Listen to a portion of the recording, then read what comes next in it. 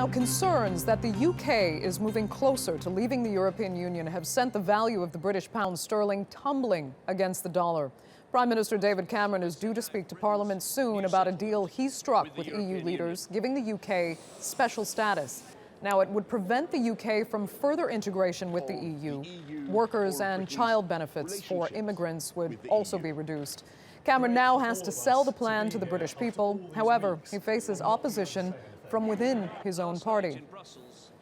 Let's speak now to Dana Lewis, joins us live from London. Dana, first of all, how serious an obstacle is it to have some very prominent members of his own party, mainly London Mayor Boris Johnson, speak out against what Cameron has fought for here?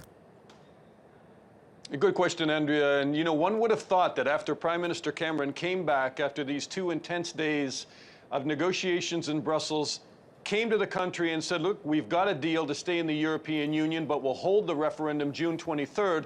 One would have thought that it was almost a done deal. It is far from that. And certainly there is growing nervousness, growing anxiety that Britain may indeed do a Brexit, a British exit from the European Union, because you have people like his Justice Secretary and Cabinet, at least 6 members of Cabinet, that have said they will not stand with Cameron on this.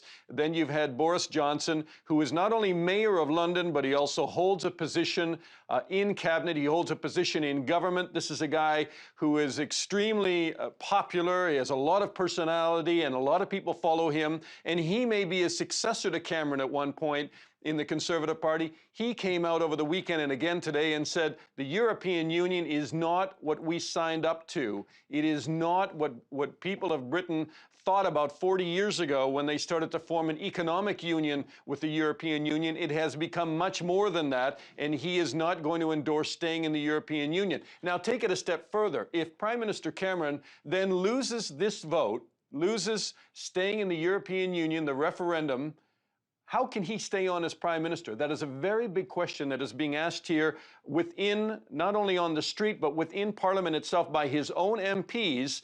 And here's what his Minister of Culture said today when he was questioned on that. If the British people vote to leave Europe, we will then need to negotiate new arrangements with Europe. And actually, I think David Cameron is by far the best qualified person to go and do that. He is a very successful Prime Minister. He is one who I completely support, and I see no reason why he can't continue.